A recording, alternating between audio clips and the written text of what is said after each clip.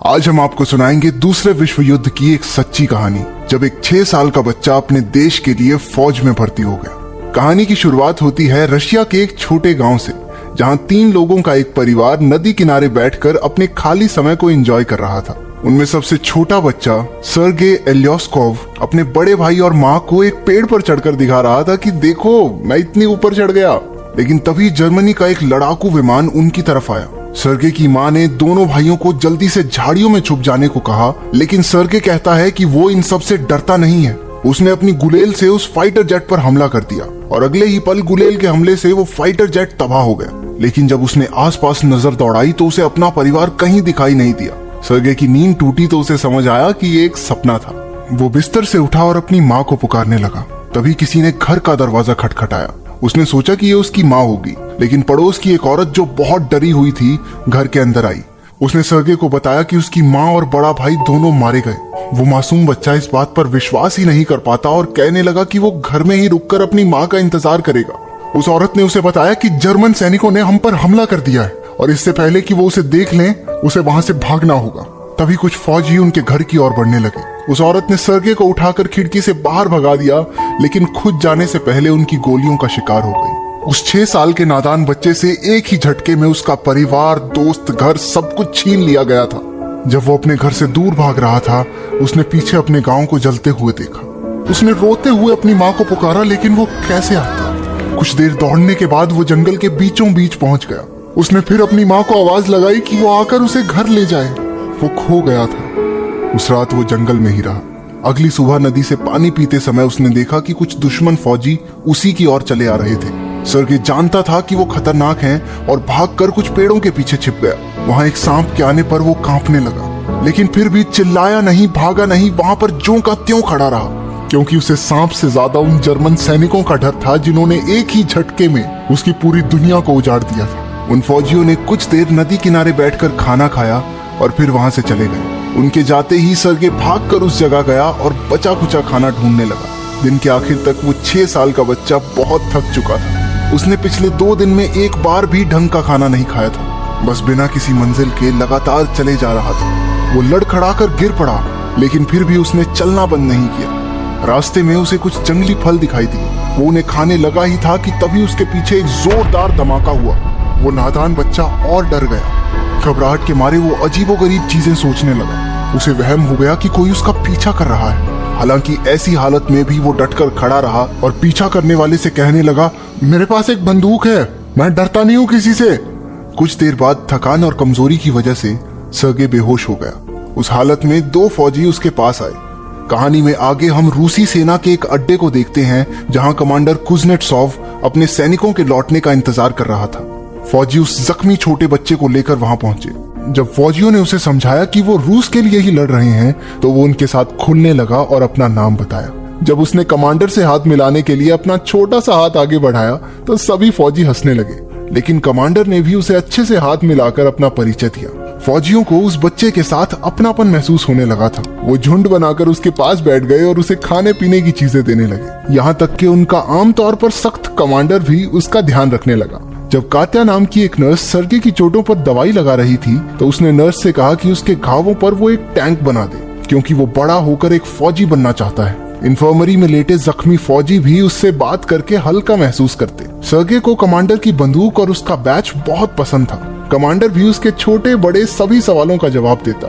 कभी कभी खाली समय में वो गोलियां निकालकर उसे अपनी बंदूक से खेलने भी दिया करता। सर्गे ने उसे अपने पेट पर बना टैंक दिखाया और खुद को फौजी बताकर इतराने लगा। वो अब तेजी से ठीक हो रहा था। नर्स ने कमांडर से कहा कि वो सर्गे को पलटन के साथ ही रहने दे, लेकिन कमांडर ने ये कहकर मना कर दिया कि यहाँ रहना उसके लिए सुरक्षित नहीं है। वो सर्गे को एक अनाथालय भेजने का फैसला लेता है। वहाँ के फौजी अपना आराम का समय सर्गे के साथ बिताना पसंद करते। दिन में बहुत से लोग उससे मिलने आते। वो उसे अपने घर से आई खाने की चीजें देते और दूरबीन से खेलना तो उसे बेहद पसंद था। एक दिन एक फौजी कमांडर से सर्गे को पलटन के साथ ही रखने की दरखास्त करता है। सभी उसे बहुत पसंद करते थे। उसके साथ कुछ पल बिताकर उन्हें युद्ध के इस कोलाहल में 2 पल सुकून के मिल जाते। हालांकि कमांडर इसी बात पर अड़ा हुआ था कि उसकी हिफाजत के लिए सर्गे को अनाथ आश्रम भेजना ही होगा। अगले दिन दुश्मनों ने उन पर हमला कर दिया। इस मुठभेड़ में कई जवानों को चोटें आई। दूसरी तरफ एक गाड़ी सर्गे को वहां से अनाथ आश्रम ले जाने के लिए खड़ी थी। कमांडर ने बड़े प्यार से उसे इस बारे में समझाया और एक लकड़ी की बंदूक यादगार के तौर पर उसके हाथ में थमा दी।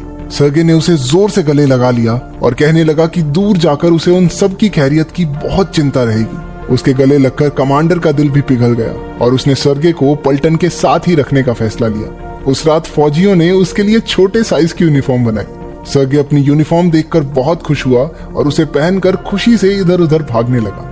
वो बिल्कुल एक असली फौजी की तरह दिखाई दे रहा था। सभी उसे प्यार से सोल्जर बॉय कहकर बुलाने लगे। जब वो इधर उधर भाग रहा था तो जर्मन्स ने अचानक उसकी पलटन पर हवाई हमला कर दिया। फौजियों ने सर्गे को जल्दी से सुरक्षित जगह पहुंचाया और लड़ने चले गए। घायल फौजियों की संख्या दिन पर दिन बढ़ती जा रही थी। इस मुश्किल की घड़ी में सर्गे भी उनकी मदद करना चाहता था, इसलिए उसने प्यासे फौजियों को पानी पिलाने का काम शुरू कर दिया। उनमें से एक ने उसे घर से आई एक चिट्ठी पढ़कर सुनाने को कहा, क्योंकि उसकी आंखों पर पट्टी बंधी हुई थी। सर्गे चिट्ठी पढ़ना तो चाहता था, लेकिन उसे पढ़ना आता ही नहीं था। फिर भी उसने चिट्ठी ले ली और अपने मन से बातें बनाकर बोलने लगा। उसने कहा कि घर पे फौजी की गाय एकदम ठीक है। फौजी ने कहा कि उसके पास तो गाय है ही नहीं, लेकिन बाकी सब ने हंसते हुए कहा कि कोई नहीं, पढ़ने दे इसे। ऐसे ही वो अपने निराले अंदाज में हर किसी को उनके लेटर्स पढ़कर सुनाया करता, जिसे सुनकर सब खूब हंसते। हमें पता चलता है कि कात्या और कमांडर एक दूसरे को पसंद तो करते थे, लेकिन आज तक ये बात कह नहीं पाए। बाद में सर्गे कमांडर को बताता है कि वो भी अब पलटन का एक जरूरी हिस्सा बन चुका है। तभी उनके सामने एक हमले में तबाह हुआ सैनिक स्टेशन आ गया। कमांडर ने उसे अपनी टोपी उतारकर शहीद हुए सैनिकों के लिए सम्मान जताना सिखाया। अगले दिन उसने कमांडर से कहा कि उसे भी एक मिशन दिया जाए। उसे सैनिकों को उनकी चिट्ठी पहुंचाने का काम सौंपा गया। वो इस काम को पूरी ईमानदारी और लगन से करने लगा, लेकिन कभी कभी वो चिट्ठी के बदले किसी को नाचने तक को कह देता। अगले दिन सर्गे अपनी दूरबीन लेकर बेस से कुछ दूर निकल गया। जब वो उसके साथ खेल रहा था तो उसे सूखी घास के ढेर में किसी का पैर हिलता हुआ दिखा। वो जल्दी से दौड़कर पलटन के पास पहुंचा और अपनी खोज के बारे में सैनिकों को बताया। हालांकि बच्चे की बात पर उन्हें इतना विश्वास नहीं था, लेकिन फिर भी वो उसके साथ वहां जांच करने पहुंचे। उस सूखी घास के ढेर में उन्हें 2 जर्मन जासूस छिपे हुए मिले, जिन्हें वो गिरफ्तार कर अपने साथ ले गए। सर्गे की समझदारी और सूझबूझ की सबने बहुत तारीफ की। उस रात कमांडर ने सर्गे को गोद लेने के कागज उसे दिखाए। अब सर्गे कानूनी तौर पर उसका बेटा बन गया था। सर्गे जानता था कि उसके पिता कात्या को पसंद करते हैं, इसलिए अपना हक जताते हुए वो कमांडर को कात्या से बात करने ले गया। लेकिन वो दोनों उसे किसी दूसरे आदमी से बात करता हुआ देखकर मान लेते हैं कि शायद वो किसी और को पसंद करती है, जबकि असलियत में ऐसा नहीं था। एक बार फिर उनके अड्डे पर जर्मन सैनिकों ने हमला कर दिया। इस बार सर्गे अपनी पूरी ताकत से सभी सैनिकों की मदद करने में जुट गया और उन्हें गोला बारूद पहुंचाने लगा। लेकिन वहां पर तैनात एक सैनिक ने उसे वापस लौट जाने के ऑर्डर्स दिए, क्योंकि वो जगह खतरे से खाली नहीं थी। वापस आकर उसने देखा कि कमांडर और बाकी सब बहुत घबराए हुए थे, क्योंकि कर्नल के साथ उनका कनेक्शन टूट गया था। एक फौजी को टूटी हुई तारें जोड़ने के लिए भेजा गया। सर्गे भी चुपचाप उसका पीछा करता है। उसने देखा कि वो फौजी गोली लगने की वजह से गंभीर रूप से घायल हो गया था। वो उस मरते हुए फौजी से तारों को जोड़ने का तरीका पूछता है। बताए गए तरीके से सर्गे ने तारों को जोड़ दिया, जिससे कनेक्शन लौट आया और कमांडर ने कर्नल से मदद भेजने को कहा। उस 6 साल के बच्चे की वजह से सबकी जान बच गई। अगले दिन कमांडर ने कात्या के लिए अपने प्यार का इजहार किया और उससे सर्गे की मां बनने के लिए पूछा। अंदर ही अंदर वो बहुत खुश थी, लेकिन काफी शर्मा रही थी। लेकिन इससे पहले कि वो कुछ कहती, एक सैनिक उनके पास आया और कमांडर को चिट्ठी थमा दी, जिसमें उन सबको एक दूसरी जगह पर जल्द से जल्द पहुंचने के ऑर्डर्स थे। सभी फौजी सर्गे के साथ अपने नए बेस की ओर रवाना हो गए, लेकिन जाते समय रास्ते पर दुश्मन की बिछाई हुई माइंस की वजह से उनकी कुछ गाड़ियां तबाह हो गई। कमांडर को भी सर पर चोट आई और एक सैनिक जो सर्गे के बहुत करीब था, धमाके में शहीद हो गया। सर्गे कमांडर के गले लगकर बहुत रोया। वो सभी घायल सैनिकों को साथ लेकर फिर से अपने नए स्टेशन की ओर चलती है। वहां पहुंचकर सब फौज के जनरल से मिले। जनरल भी उस बच्चे की बहादुरी से बहुत प्रभावित हुआ। अगले दिन उनकी बटालियन को गार्ड्स बैनर से सम्मानित किया गया और सर्गे को भी। जब जनरल ने उसे बैज दिया तो उसने कहा कि वो पूरी जी जान से अपने देश की हिफाजत करेगा। एक रात उनके बेस पर जोरदार हमला हुआ। एक धमाके में कमांडर पूरी तरह लकड़ी के बल्लों के नीचे फंस गया। सर्गे रोते हुए अपने पिता को बचाने की जी तोड़ कोशिश कर रहा था। उसने बाकी सैनिकों को आवाज लगाई, जिन्होंने कमांडर को बाहर निकालकर उसकी जान बचाई। अगले दिन सर्गे घायल पड़े कमांडर के पास गया। उसके छोटे छोटे हाथ भी अपने पिता को बचाने की कोशिश में चोटिल हो गए थे। वो बच्चा अब इस बटालियन का अटूट हिस्सा बन चुका था।